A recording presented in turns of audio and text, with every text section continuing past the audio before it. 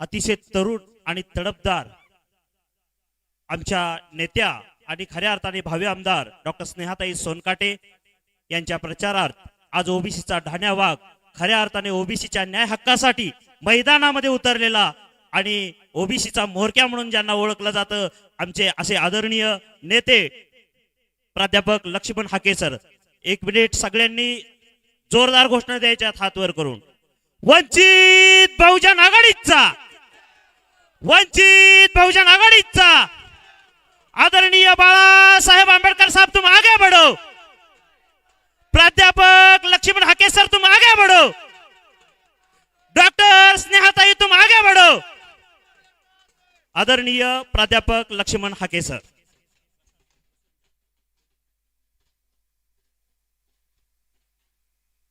सर्वांनी बसून घ्यावं. धाराशिव जिल्ह्यातल्या तुळजापूर विधानसभा मतदारसंघामध्ये आमच्या वंचित बहुजन आघाडीच्या अधिकृत उमेदवार डॉक्टर स्नेहाताई सोनकाटे यांच्या प्रचारार्थ खऱ्या अर्थानं ऊन पडलंय, मला याची जाणीव आहे. पण तुम्ही आम्ही माणसं उन्हामध्ये रापणारी माणसं आहात. तुम्हाला आम्हाला उन्हाची आता फक्त 5-10 मिनिटं मी मनोगत व्यक्त करेन. मला इथं यायला वेळ झाला याबद्दल मी दिलगिरी व्यक्त करतो.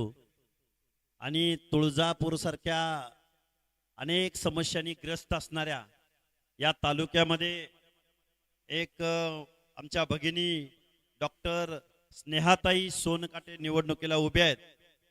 आणि आपण माणसं किती आहेत किंवा सभा कशी होणार आहे, कुठं होणार आहे, याच्यापेक्षा आमची एक भगिनी निवडणूक लढते, त्यांचं मॉरल उंचावलं पाहिजे. गावगाड्यातल्या तुळजापुरातल्या अनेक प्रश्नावरती काम करणाऱ्या चळवळीतल्या कार्यकर्त्यांशी भेटावं या हेतूनं आज मी तुळजापूर येथे आलो आहे आणि तुळजापूर येथे काही गोष्टी तुमच्या समोर मांडण्याचा प्रयत्न करेन. खरं तर श्रद्धेय बाळासाहेब आंबेडकर यांनी लोकसभेची निवडणूक झाल्यानंतर ओबीसीच्या बाजूने ठाम अशी भूमिका या महाराष्ट्रामध्ये घेतली. ओबीसीचं ताट वेगळं राहू द्या असं सांगणारा या महाराष्ट्रामधला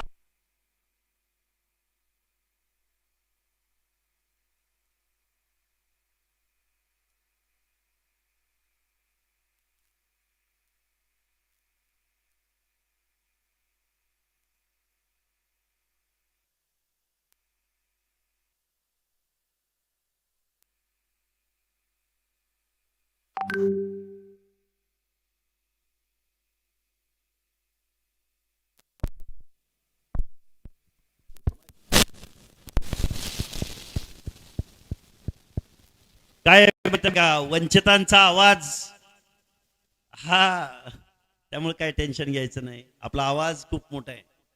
खरं तर बाळासाहेब आंबेडकरांनी ओबीसीच्या बाजूने ज्यावेळी भूमिका घेतली त्याच दिवशी आम्ही या महाराष्ट्रामध्ये सांगितलं, यस, या महाराष्ट्राच्या भूमीमध्ये ओबीसीची आणि सामाजिक न्यायाची भूमिका घेणारा महामानव डॉक्टर बाबासाहेब आंबेडकर यांचा वारस पुढाला. आम्ही कोणतीही भीडभाड न ठेवता या महाराष्ट्रामध्ये सांगितलं की बाळासाहेब आंबेडकर यांच्या भूमिकेचं आम्ही स्वागत करतो आहोत. त्यानंतर आम्ही बाळासाहेबांची भूमिकेचं समर्थन केलं. आम्ही मुंबईमध्ये जाऊन त्यांची गाठ घेतली. खऱ्या अर्थानं या महाराष्ट्रामध्ये 50 ते 60% लोकसंख्या असणाऱ्या या ओबीसींच्या आरक्षणाच्या बाबतीमध्ये या महाराष्ट्रामधले शरदचंद्रजी पवार, पृथ्वीराज चव्हाण, अशोकराव चव्हाण, या महाराष्ट्रातले प्रस्थापित पक्ष, या माणसाने फक्त आणि फक्त जरांगेंच्या भेटी घेण्याचं काम केलं. पण या महाराष्ट्रामध्ये बहुसंख्येने राहणाऱ्या ओबीसी, विजयंती, त्याचबरोबर आमचा दीनदलित, SC ST, माझ्या मुस्लिम समाजातले 50 ते 60% ओबीसी प्रवर्गात येणारी ही सगळी मंडळी या माणसांच्या बाजूनं हे आरक्षण वाचावं म्हणून एकही पक्ष पुढे येत नव्हता, एकही उमेदवार पुढे येत नव्हता. पण माझ्या तुळजापूर सारख्या ग्रामीण भागातली एक महिला, एक उच्च शिक्षित डॉक्टर स्नेहल सोनकाटे या वेळोवेळी मीडियाच्या माध्यमातून ओबीसीच्या आरक्षणाचं समर्थन करत होत्या. त्याच दिवशी आम्ही ठरवलेलं होतं की भविष्यामध्ये एक उच्च शिक्षित नेतृत्व, महिलांचं नेतृत्व करणाऱ्या डॉक्टर स्नेहल सोनकाटे यांच्या प्रचारार्थ आपल्याला जायचंय, ही भूमिका आमची होती. म्हणून मी आज इथं आपल्या या बेंबळे गावामध्ये आलोय. खर तर या बेंबळे गावामध्ये काही सांगितलं, पोस्टर फाडले, दुसरं काही करू शकतात. विचारांची लढाई हे विचारानं लढू शकत नाहीत. ज्यावेळी मुद्दे संपतात त्यावेळी ही माणसं गुद्द्यावर येतात.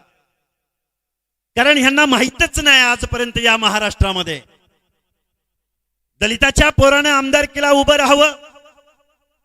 गावगड्यातला माळी, साळी, कोळी, तेली, हटकर, धनगर, सनगर, बंजारी, लोणारी, परीट, गुराव, घडशी, नाभिक, सुतार, लोहार, कुंभार, गावगाड्यामधला बेरड, बेडर, रामोशी, माझा एससी बांधव, माझा एसटी बांधव, माझ्या विजयंती अ प्रवर्गामधल्या विमुक्त जातीमधली माणसं, ब प्रवर्गामधला माझा अनेक लोक, वासुदेव असेल, कुडमुड्या जोशी असेल, अनेक माणसं, ही माणसं या महाराष्ट्रामध्ये राहतात आणि त्यांची ही संख्या अर्ध्याहून जास्त आहे. याची पद्धतशीर पद्धतीनं या लोकांचा आवाज दाबण्याचा प्रयत्न या महाराष्ट्रातल्या प्रस्थापित व्यवस्थेकडून होतोय. आमची पोरं विधानसभेला उभं राहायला लागलेत. माझ्या तुळजापूरमध्ये आमच्या एक डॉक्टर निवडणुकीला उभे आहेत. निश्चित आमची लढाई, आमचा संघर्ष. अरे महामानव डॉक्टर बाबासाहेब आंबेडकरांनी तुम्हाला आम्हाला एक तत्व दिलेलं होतं. मान सन्मानाची लढाई, आत्मसन्मानाची लढाई, राजसत्ता आणि राजपाट या व्यवस्थेमध्ये मागून मिळत नसतो, तर तो नेहमीच हिसकावून घ्यायचा असतो. हे तत्व ज्या महामानव डॉक्टर बाबासाहेब आंबेडकरांनी तुम्हाला आम्हाला दिलं. पण झालं काय, गावगाड्यातल्या 18 पगड जातीची माणसं जाती जातीमध्ये भांडायला लागली. या महाराष्ट्रामधला ओबीसी कधीही एकत्र येऊ दिला नाही इथल्या व्यवस्थेनं. गावगाड्यामध्ये तुमच्या आमच्यामध्ये ग्रामपंचायतीला भांडणं लावली, पंचायत समितीला तुमच्या आमच्यामध्ये भांडणं लावली. गावगाड्यामध्ये कुणाचा तरी कार्यकर्ता बनायचा. अरे एक वंचित बहुजन आघाडीची एक महिला या मतदारसंघामध्ये निवडणूक लढते म्हटल्यानंतर त्यांना किती मतं पडणार आहेत? ती मतं कोणाची खाणार आहे? मग कुणाला त्रास होईल? मग त्यांचं म्हणणं काय आहे? माझ्या गावगाड्यातल्या सगळ्या लोकांना माझे हात जोडून कळकळीची विनंती आहे, बाबांनो, महामानव डॉक्टर बाबासाहेब आंबेडकरांनी तुमच्या आमच्या मताला लाख मोलाची किंमत दिली. एक माणूस, एक मत, एक मूल्य. अरे टाटा, बिर्ला, अंबानीच्या मताला जेवढी किंमत, तेवढीच माझ्या गावगाड्यामधल्या काबाड कष्ट करणाऱ्या, माझ्या समोर बसलेल्या, चेहरा रापलेल्या माझ्या माता भगिनीच्या मताला सुद्धा तेवढीच किंमत. बाबासाहेब काय बोलले होते? बाबासाहेब बोलले होते की तुम्हाला आता शासनकर्ती जमात बनायचंय, तुम्हाला आता राज्यकर्ती जमात बनायचंय. चलो अभी सत्ता की ओर चलो, असं म्हणणारे डॉक्टर बाबासाहेब आंबेडकर. पण गावगाड्यातल्या तुम्ही आम्ही माणसांनी, तुमच्या आमच्या नेत्यांनी कुठल्या तरी पक्षाचे झेंडे वागव, कुठल्या तरी नेत्याचा कार्यकर्ता बन, कुणाच्या तरी घोषणा दे. अरे 7 समुद्रा पलीकडून आलेल्या इंग्रजांनी सुद्धा तुम्हाला सामाजिक न्याय देण्याचा प्रयत्न केला. तुमच्या या भारत वर्षामधल्या तुमची इंच इंच जमीन मोजली, तुम्हाला शिक्षण देण्याचा प्रयत्न केला, तुम्हाला रिझर्वेशनचं धोरण या भारत वर्षामध्ये आखण्याचं काम केलं. सायमन कमिशन असेल, गोलमेज परिषदा असतील, महामानव डॉक्टर बाबासाहेब आंबेडकर, महात्मा ज्योतिराव फुले यांच्या मार्गदर्शनानं, आमच्या महामानवांच्या मार्गदर्शनानं या माझ्या भारत वर्षामध्ये रिझर्वेशनची पॉलिसी या भारत वर्षामध्ये आखली गेली. पण या महाराष्ट्रामधल्या काही बांडगुळांनी गेल्या वर्षभराच्या कालावधीमध्ये ओबीसीचं आरक्षण चॅलेंज करण्याचा प्रयत्न केला. अरे आरक्षण चॅलेंज करावं, लोकशाही चॅलेंज करावी, घटना चॅलेंज करावी. अरे पण तेवढी कुवत पाहिजे ना तुमची. तुमचं शिक्षण किती, तुम्ही बोलताय किती. आमच्या ओबीसीच्या माणसांना शिव्या द्याव्या, ओबीसीच्या नेत्यांना टार्गेट करावं, लोकसभेला ओबीसीच्या नेत्यांना पराभूत करावं. एखादा ओबीसीची भाषा बोलत असेल, एखादा संविधानाची भाषा बोलत असेल, एखादा रिझर्वेशनची भाषा बोलत असेल, तर त्याच्यावरती तुम्ही हल्ले करता, त्याच्यावरती तुम्ही आरोप करता. स्नेहाताई, तुमचा पोस्टर तर फाडलंय, पण मी घरातनं बाहेर पडलो की मला हे गृहीत धरलंय, मी माझ्या गाडीवरती दगड घालणार आहेत, मला हे अडवणार आहेत, मला हे शिव्या देणार आहेत, हे मान्य केलंय आम्ही. कारण माझ्या सावित्रीमाई फुलेंना, अरे त्या पुणे शहरामध्ये मुलींच्या शाळेमध्ये मुलींना शिकवण्यासाठी सावित्रीमाई फुले जायच्या. त्यावेळी मॅगेमध्ये 2 साड्या त्या बरोबर ठेवायच्या. जात असताना गावातली ही समाज कंटक मंडळी सावित्रीमाईवरती शेणगोळे फेकायचे, चिखल फेकायचे, दगड मारायचे. माझ्या सावित्रीमाई शाळेत गेल्यानंतर साडी बदलायच्या आणि मग त्या मुलींना आपलं शिक्षण द्यायच्या, शिकवायच्या. अरे आमचे महामानव या समाज कंटकांना चुकले नाहीत, तर तुम्ही आम्ही गावगाड्यातली माणसं, सामान्य माणसाची भूमिका घेणारी माणसं तुमच्या आमच्यावरती हे समाज कंटक हल्ले घडवणार आहेत. पण घाबरायचं नाही. संविधानाच्या सन्मानार्थ रस्त्यावर उतरायचं, निवडणुका लढायच्या आणि निवडणुका जिंकण्यासाठी सुद्धा तुम्हाला सज्ज व्हायचंय. निवडणुका जवळ आल्या की पैशाचे बंडलांचे पाकिटच्या पाकिट येतात. गावगाड्यामध्ये काय झालं तुमचं आमचं? या महाराष्ट्राचे शरदचंद्रजी पवार असोत किंवा महाराष्ट्रातले सत्ताधारी असोत, अरे या लोकांनी केलं काय? या लोकांनी सत्तेतनं पैसा आणि पैशातनं सत्ता, पुन्हा त्याच पैशामधनं प्रत्येक तालुक्याला कारखाने काढले. प्रत्येक तालुक्याला 2-3 सरदार, वतनदार, दरकदार, जागीरदार निर्माण झाले. आणि गावगाड्यामधला बहुसंख्य माणसं मात्र जिथल्या तिथं आम्हाला आरक्षण देता का? आम्हाला कोणी तिकीट देतं का? तिकीट आम्हाला कोणी मत देता का? आम्हाला काही मिळेल का? मागतकऱ्याच्या भूमिकेमध्ये बहुसंख्य असणारा माझा महाराष्ट्रातला हा बहुजन वर्ग, अरे तुम्हाला महामानव बाबासाहेब कळले नाहीत, तुम्हाला महामानव काशीराम कळले नाहीत, तुम्हाला विश्वनाथ प्रताप सिंग कळले नाहीत, तुम्हाला अलीकडच्या कालावधीमधली बहुजनांची चळवळ कळली नाही. नेहमी बाबा आलतो, आमच्या पोत्यावर बसलं होतं. आणि कोण काय तुमच्या इथले कोण कोण आहेत त्यांची नावं सुद्धा आठवत नाहीत राव. यांचं कर्तृत्व काय? राणा पाटील, धीरज पाटील, अरे नावं तर काय यांची? का मतदान करावं यांना? अरे जरांगे पाटलांना भेटी देणाऱ्या या अवलादींना माझं सांगणं आहे, तुमच्या आमदारकीचा मार्ग, तुमच्या आमदारकीचा मार्ग आमच्या वाड्यावरून, आमच्या वस्त्यावरून, आमच्या तांड्यावरून, माझ्या दीनदलिताच्या घरामधून, मोहल्ल्यामधून, गल्ल्यामधून तुमच्या आमदारकीचा मार्ग जातो. पण बाबासाहेबांना तुम्हाला आम्हाला हक्क अधिकार दिले, संविधान दिलं, तुमची आमची बाजू मांडण्यासाठी निवडणुका दिल्या. या भारताच्या राष्ट्रपती महामहिम मुर्मू यांना माझी विनंती आहे, माझ्या आदिवासी बांधव आहेत, त्या आदिवासी भगिनी आहेत आणि भारताच्या घटनात्मक असणाऱ्या सर्वोच्च पदावरती त्या बसलेल्या आहेत. डॉक्टर बाबासाहेब आंबेडकरांनी या देशामध्ये गुप्त मतदान पद्धती दिलेली आहे.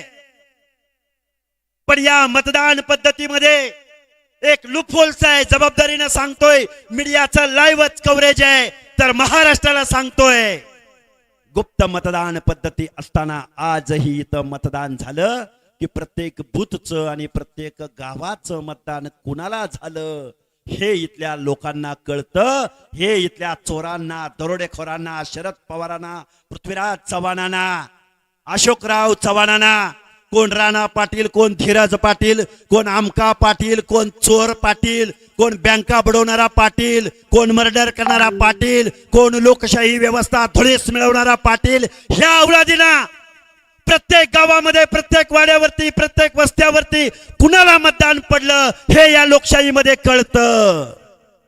आणि मग पुढच्या 5 वर्षामध्ये अरे त्या धनगराच्या वाडीनं मतं दिली नाहीत बरं का, अरे त्या बंजाराच्या तांड्यावर आपल्याला मतं मिळली नाहीत बरं का, अरे ते कोणतरी वंचितला मतं दिलती बरं का.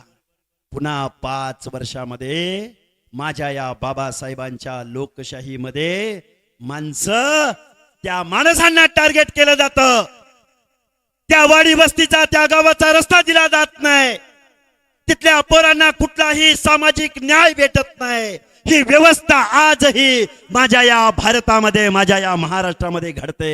मग तुमच्यातले नेते पुढे येतील कसे, निवडणूक लढतील कसे? गावाच्या गाव तुमची, वाड्याच्या वाड्या तुमच्या, वस्त्याच्या वस्त्या तुमच्या. अरे या महाराष्ट्रामध्ये, या भारत देशामध्ये काय झाली तुमची आमची अवस्था?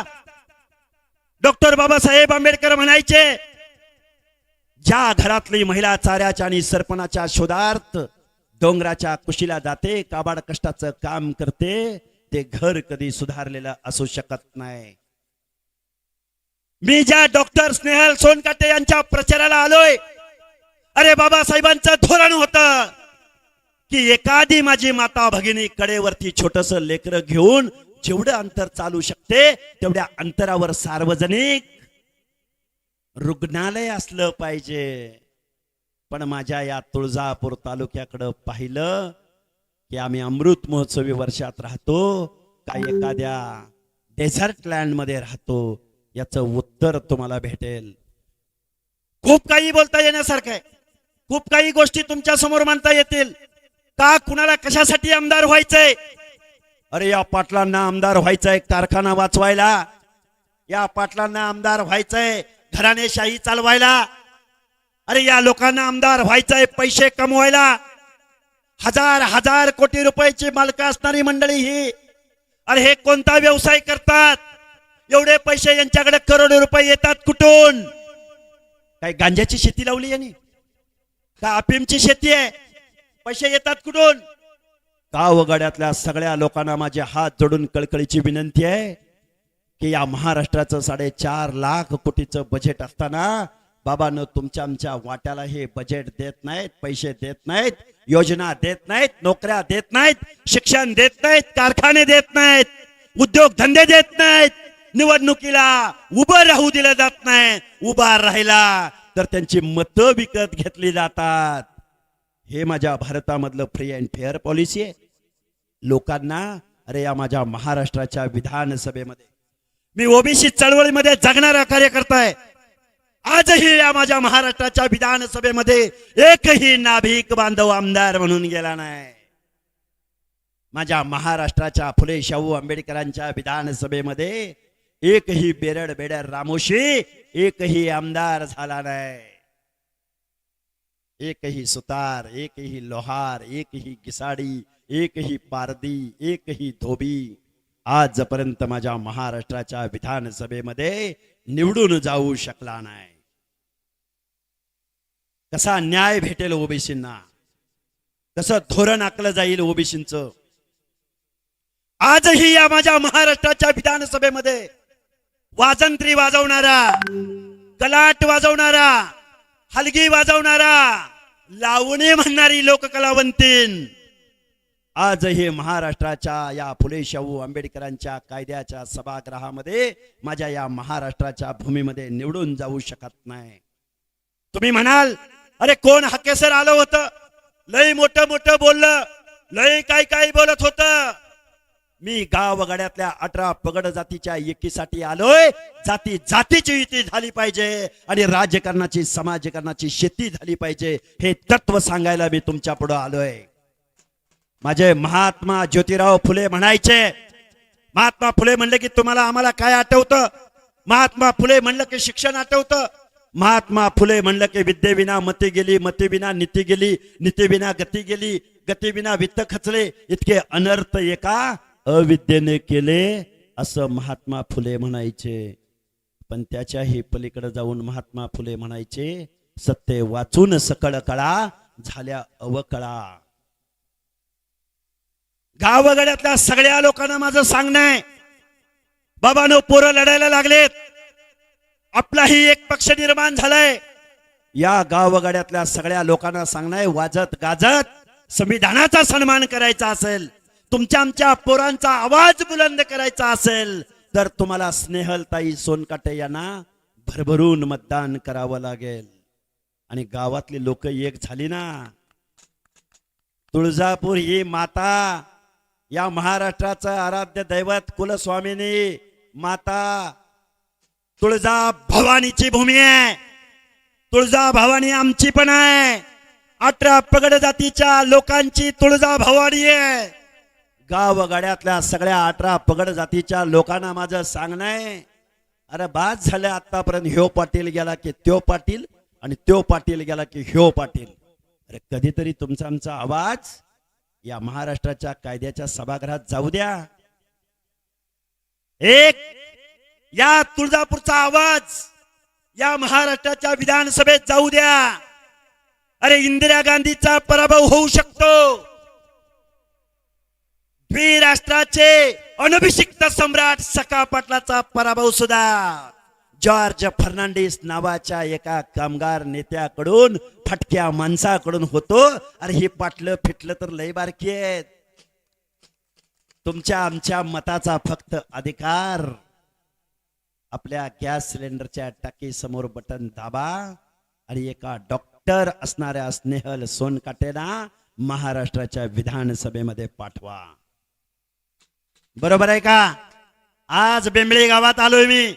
माणसं किती आहेत मला माहिती नाही, किती बहुसंख्येने आलेत मला माहिती नाही, पण विवेकाचा आवाज, संविधानाचा आवाज, सामान्य कुटुंबातल्या पोरांचा आवाज, आमदारकीचं स्वप्न बघणाऱ्या एका भगिनीचा आवाज, आवाज बुलंद केला पाहिजे. त्याच्या पाठीशी ठामपणे उभं राहिलं पाहिजे. म्हणून मी आज इथं तुमच्या बेंबळे गावात आलोय. आता इथं किती माणसं आहेत? साधारणपणे 1000-2000 माणसं आहेत. बरोबर आहे का?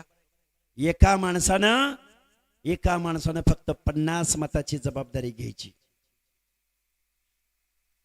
2000 माणसांनी फक्त 50 मताची जबाबदारी घ्यायची. किती झालं गणित? बाबा माझं गणित कच्चं आहे, शिक्षण कमी आहे. किती झालं? 50 गुणिले 2000 किती झालं? किती? 1 लाख आमदार होतील की नाही डॉक्टर? इथं आलेल्या प्रत्येक माणसानं फक्त 50 मताची जबाबदारी घ्यायची. घराच्या बाहेर पडलं, आपल्या काकाला, आपल्या मामाला, आपल्या मावशीला, आपल्या ताईला, आपल्या शेजारणीला, कामावर असलेल्या जोडीदाराला, आरक्षणवादी माणसाने आरक्षणवाद्यालाच मतदान करायचं. एससी असतील, एसटी असतील, ओबीसी असतील, माझ्या मुस्लिम समाजातल्या अर्ध्या लोकांना माझं सांगणं आहे, अरे तुम्ही आमचे जैविक बंधुभाव आहोत. गावगाड्यामध्ये तुम्हाला आम्हाला एकमेकाच्या नडी अडचणीला जावं लागतं. या गोष्टी तुम्हाला आम्हाला समजावून सांगावे लागतील.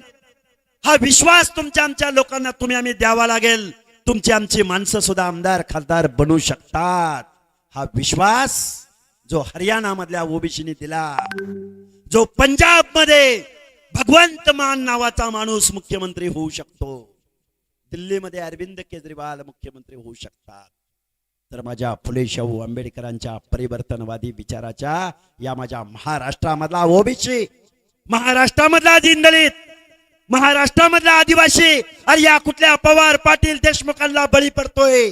अरे ह्या अवलादी तुम्ही तुमची मतपेटीत दाखवा. ही माणसं तुमचं पाय धरत तुमच्या झोपड्यापर्यंत, तुमच्या वाड्यापर्यंत, तुमच्या तांड्यापर्यंत, तुमच्या वस्तीपर्यंत येतील. मग त्यांना विचारा की तांडा वस्ती सुधार योजनेचा निधी कुठं गेला. मग त्यांना तुम्ही विचारा की जिल्ह्याच्या ठिकाणी ओबीसीला एखादं वसतिगृह आहे का. मग त्यांना तुम्ही विचारा की आमच्या लेकीबाळी ऊस तोडायला तुमच्या कारखान्यांच्या फळावरती जातात, त्यांच्या आरोग्याच्या सुविधा देणार कोण? शारीरिक श्रमाचं काम आमच्या काय ऊसतोड कोणी करायची? ऊसतोड बंजाराने करायची, ऊसतोड होलाराने करायची, ऊसतोड धनगराने करायची, ऊसतोड बंजाऱ्याने करायची का? तुमची माणसं नाहीत तुमच्याकडे ऊस तोडायला? कारण गावगाड्यामध्ये शारीरिक श्रमाची कामं करणारे तुम्ही आम्ही आहोत. तुमच्या आमच्या हिताचं धोरण या महाराष्ट्रातल्या या सगळ्या लोकांनी स्वतःकडे राज्यसत्ता स्वतःच्या बुडाखाली घेतली आणि तुम्हाला आम्हाला नागवण्याचं काम या लोकांनी केलंय. आणि याच्या विरोधामध्ये जर तुम्हाला आम्हाला आवाज उठवायचा असेल तर तुम्हाला आम्हाला एकत्र यावं लागेल. बाबांनो खूप काही बोलता येण्यासारखं आहे. एक शेवटचं उदाहरण सांगेल आणि मी माझं मनोगत थांबवेन. उन्हामध्ये माणसं बसलेत. आमचा जोशी असतो ना, जोशी, कुडमुड्या जोशी, आमचा मसनजोगी असतो की नाही, आमचा पारधी असतो की नाही, आमचा कडक लक्ष्मीवाला असतो की नाही, असतो की नाही. अरे ही माणसं एखाद्या चांगल्या बंगल्याच्या समोर गेली, तिथली एखादी माता भगिनी पसाभर धान्य घेते, त्या सुपामध्ये टाकते आणि येऊन त्या माझ्या वासुदेवाला त्याच्या झोळीमध्ये वाढते, माझ्या कडक लक्ष्मीवाल्याच्या झोळीमध्ये वाढते, माझ्या चित्रकथीच्या झोळीमध्ये वाढते, माझ्या नाथपंथी डवरी गोसाव्याच्या झोळीमध्ये वाढते. त्यावेळी आम्ही भिक्षेकरी माणसं, महाराष्ट्राच्या संस्कृतीचे पूजक असणारी माणसं त्या पसाभर मुठभर धान्यामधलं 4 दाणे घेतील आणि परत त्या सुपामध्ये टाकतील आणि मग काय म्हणतील, तुझं घर भरू दे, तुझा येल मांडवाला जाऊ दे, तुझा खूप मोठी बरकत होऊ दे, तुला अमान सन्मान भेटू दे.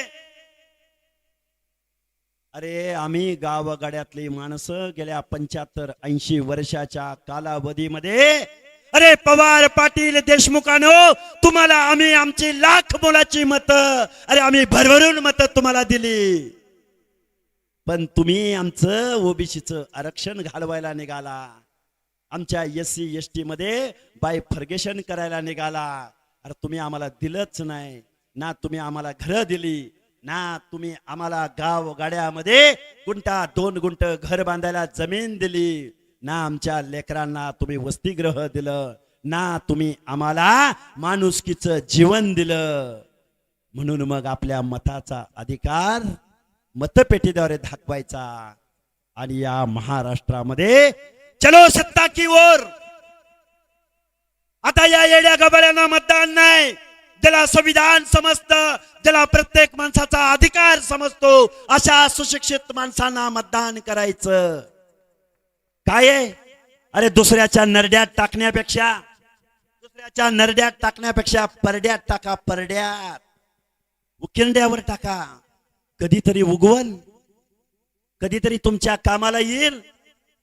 अरे ही माणसं एकदा मत घेतली, एकदा निवडणुकीचा निकाल लागला की ह्यो पाटील पण दिसत नाही आणि जिंकून येणारा पाटील पण दिसत नाही आणि हारणारा पाटील बी दिसत नाही. गडी काय करतात, मोलायसिस कसं करता येईल, चिलिंग प्लांट कसा आणता येईल, DCC बँकेचं पैसे कसं काढता येतील, कर्ज कसं काढता येईल, बँकेचं कर्ज डुबवता कसं येईल, कुणी आपल्याला त्रास दिला, कोण आपल्या विरोधात गेला, कोण आपल्याला नडला, 5 वर्ष हिशेब करत राहतील. गावगाड्यातल्या 18 पगड जातीच्या लोकांना सांगणार, जातीची युती करावी लागल, राजकारणाची समाजकारणाची शेती करावी लागल, हे संविधान वाचवायचंय, हे हक्क आणि अधिकार वाचवायचे आहेत. आता फुले शाहू आंबेडकर परत जन्माला येणार नाहीत. अरे माझ्या बाबासाहेबानं गावगाड्यातल्या शेवटच्या घटकाचा विचार सुद्धा त्या संविधानामध्ये केला. अरे यांना काय पडलंय तुमचं आमचं. आता फुले शाहू आंबेडकर जन्माला येणार नाहीत, या संविधानाला वाचवण्यासाठी, या रिझर्वेशन पॉलिसीला वाचवण्यासाठी, तुमच्या आमच्या प्रतिनिधित्वाला वाचवण्यासाठी तुम्हाला आम्हाला तुमच्या आमच्या माणसाला मतदान करावं लागल, हे सांगायला मी इथं आलोय. कारण स्नेहल सोनकाटे डॉक्टर असलेल्या माझ्या भगिनी निवडणुकीला उभ्या राहिल्या, म्हणून मी इथं तुम्हाला प्रचार करायला आलोय. आता काही लोकांना वाटेल, हाके सर या महाराष्ट्राचं काय, या महाराष्ट्रात कुणाची सत्ता येणार.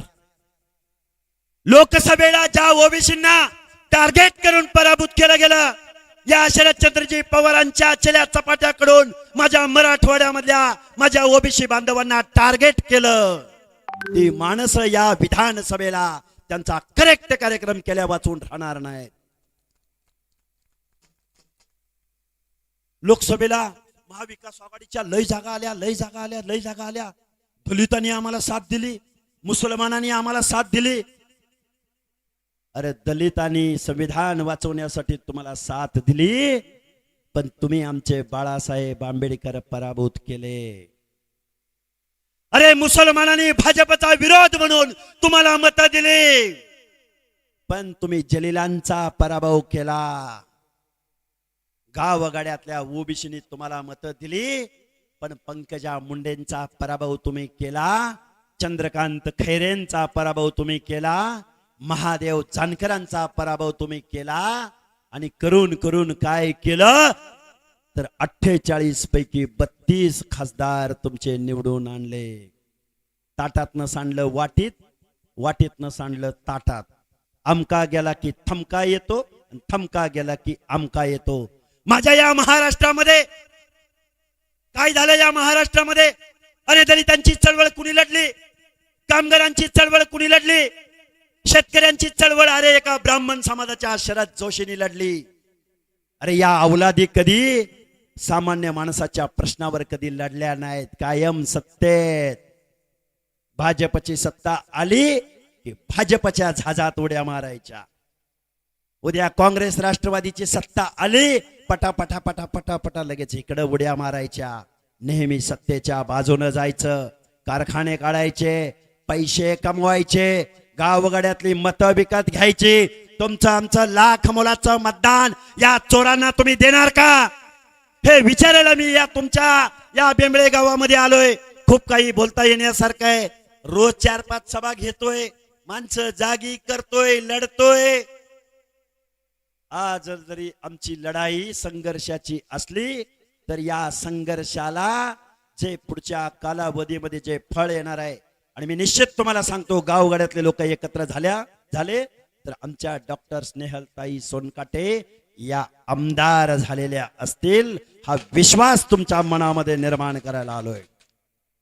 500 रुपयानं तुमचं भागणार नाही, कुणाच्या 1000 रुपयानं तुमचं भागणार नाही. तुमच्याकडे तितर पक्षी येतील, तितर पक्षी तुमच्यातले वेगवेगळ्या पक्षाच्या सेलचे प्रमुख. अरे ती कुठं निवडून येत असती का? काही येडा झाला तू? तू कुणाला मत टाकायला लागला? आमचं मत आमच्या स्वाभिमानाला, आमचं मत आमच्या संविधानाला, आमचं मत आमच्या माणसाला. एक रणरागिणी लढते, एक रणरागिणी. पुण्यश्लोक मातोश्री अहिल्यादेवी होळकरांचा वारसा सांगते. बाबासाहेबांच्या नातवाच्या पक्षातून उभी राहते. तर तुम्ही आम्ही एक आलो ना, तुम्ही आम्ही एक आलो तर ह्यांचा सरपंच व्हायचा नाही. सरपंच कुणाला विरोध करायला नाही आलो. मला कल्पना आहे मी कुणाच्या विरोधात बोलतोय, मला कल्पना आहे कुठल्या व्यवस्थेच्या विरोधामध्ये बोलतोय. पण हा सुद्धा यशवंतराव होळकरांचा वारस. काय झालं? तुमचा इतिहास कुठे आहे? आला कुठल्या पुस्तकात? नाही आला. गावगाड्यातली लोक फक्त मतासाठी त्यांना राबवलं गेलं. माझ्या माता भगिनी इथं बसलेत. आमच्या लेकरांचं काय? आम्ही या देशाचे नागरिक आहोत की नाही? आमच्याही लेकरा बाळाला आमदार खासदार व्हावं वाटतं की नाही वाटतं? काय झालं माहितीये का? एक उदाहरण सांगतो. आता बरंच बोलता बोलता बरीच उदाहरणं सांगितली, आता एक सांगतो शेवटचा आणि माझं मनोगत थांबवतो. तुमची आमची माता भगिनी एखादं लेकरू जन्माला आलं की तुम्ही आम्ही बारसं घालतो की नाही? माझ्या माता भगिनी इथं उपस्थित आहेत. बारसं घालतो की नाही तुम्ही आम्ही? काय म्हणतो तुम्ही आम्ही? बारसं घालताना आया बाया गोळ्या होत्यात. आत्या येती, मावशी येती, काकी येती, चुलती येती. काय म्हणते त्या बाळाला बारसं म्हणताना? माझा राजा शिवाजी ग, माझा राजा शिवाजी ग, माझा प्रभू रामचंद्र ग, माझा प्रभू रामचंद्र ग, माझा श्रीकृष्ण ग. काय त्या लेकराला उपमा कशाची देतात? रयतेचा राजा छत्रपती शिवाजी महाराजांची उपमा देतात. म्हणजे तुम्ही आम्ही आदर्श पाळायचा. आणि यांच्या जर एखाद्या लेकराचं बारसं घालायची वेळ आली तर यांच्या माता भगिनी काय म्हणतात माहितीये का? या माता भगिनी उपस्थित आहेत म्हणून हे सांगतोय.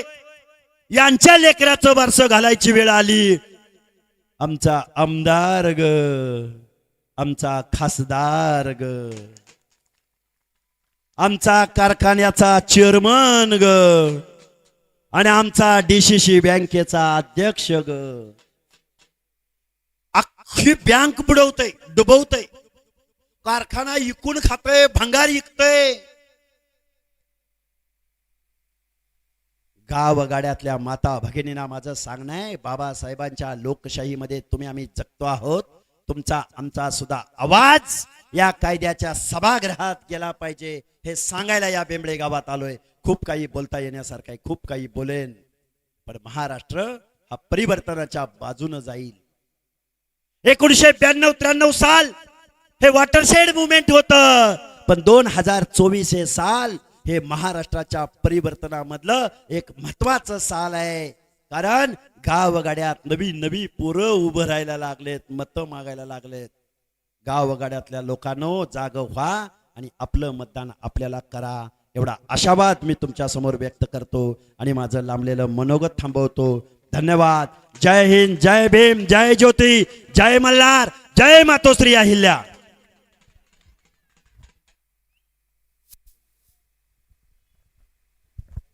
धन्यवाद.